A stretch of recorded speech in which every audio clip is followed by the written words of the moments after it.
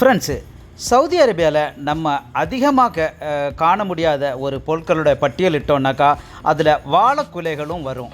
வாழைக்குலைகள் நம்ம இங்கே அதிகமாக பார்க்க முடியாது. எப்போவாது விஷு, ஓணம் இது போன்ற நிகழ்ச்சிகளுக்கு மட்டும்தான் ஒரு கொலை 2 கொலைன்னு சொல்லிட்டு அங்கங்கே சில ஹைப்பர் மார்க்கெட்டில் பார்க்க முடியும்.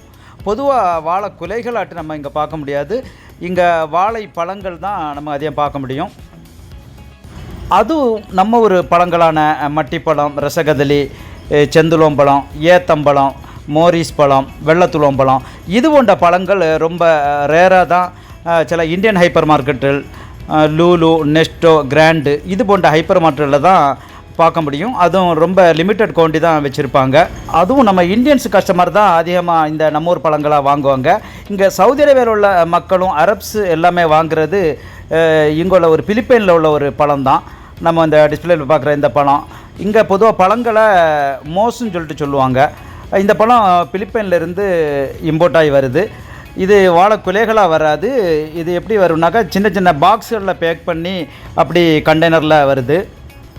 இந்த பழத்தோட டேஸ்ட் எப்படி இருக்குன்னாக்கா நம்ம ஒரு சிங்கப்பழம் சாப்பிட்ட மாதிரி இருக்கும்.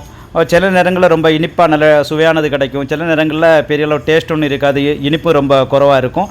இதோடைய ப்ரைஸ் எப்படின்னு பார்த்தீங்கன்னாக்கா அப்ராக்சிமேட்டு 5 ரியால் பெர் கிலோ, 5 ரியால், 6 ரியால், 7 ரியால் இந்த ரேஞ்சில் தான் இருக்கும். சம்டைம் ஆஃபர்ஸ் போட்டாங்கன்னாக்கா 4 ரியாலுக்கு வர வரும், பெர் கிலோ 4 ரியாலுக்கு வர கிடைக்கும். சமீபத்தில் ஒரு ஹைப்பர் மார்க்கெட்டில் பார்க்கும்போது இந்த வாழைப்பழத்தை பேக் பண்ணி கொண்டு போகிற ஒரு கண்டெய்னர் கூட பார்க்க முடிஞ்சுது.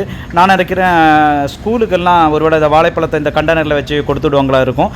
ரொம்ப ரொம்ப சீப்பான ப்ரைஸில் ரொம்ப க்யூட்டாக இருக்குது அந்த கண்டெய்னர்.